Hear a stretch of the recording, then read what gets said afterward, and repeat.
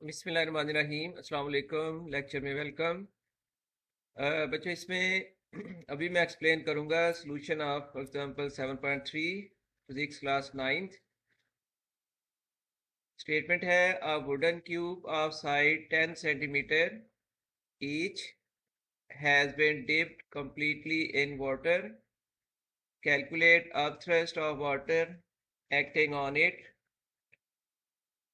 तो अब डाटा इस तरह है कि लेंथ ऑफ साइड ये लिखी हुई है 10 सेंटीमीटर और इसको कन्वर्ट करना है आपने मीटर में। तो सेंटीमीटर को मीटर में कन्वर्ट करने के लिए इसको आपने डिवाइड करना है 100 से। तो 10 डिवाइडेड बाई 100 जब करोगे तो वैल्यू आ जाएगी 0.1 मीटर। और इसमें अब फाइंड कर लेते हैं वॉल्यूम। वॉल्यूम एक क्यूब के वॉल्यूम का फार्मूला होता है length multiplied by length multiplied by length, यानी side multiplied by side multiplied by side. तो थ्री साइड की प्रोडक्ट आ जाएगी वॉल्यूम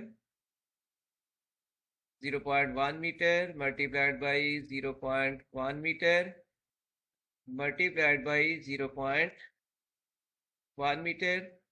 इस तरह जी वॉल्यूम की वैल्यू आ जाएगी 1 × 10⁻³ मीटर, 1 × 10⁻³ क्यूबिक मीटर वॉल्यूम की वैल्यू आ गई। और अभी हमें फाइंड करनी है डेंसिटी ऑफ वाटर होती है, प्योर वाटर की डेंसिटी होती है 1000 किलोग्राम पर क्यूबिक मीटर। फाइंड करनी है अपथ्रस्ट फोर्स, एफ की वैल्यू फाइंड करनी है।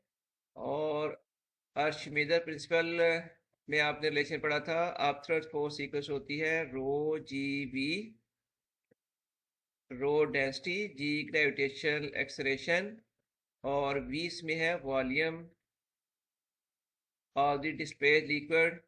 रो की वैल्यू 1000, ग्रेविटेशनल एक्सलेरेशन की वैल्यू है 10 डिवाइड मल्टीप्लाइड बाई 1 × 10⁻³ वॉल्यूम की वैल्यू। इसकी प्रोडक्ट फिर आ जाएगी 10 और यूनिट आ जाएगा न्यूटन। इस तरह अपथ्रस्ट फोर्स की वैल्यू आ गई है 10 न्यूटन। और इसके साथ ही आपसे इजाज़त, अल्लाह हाफिज़।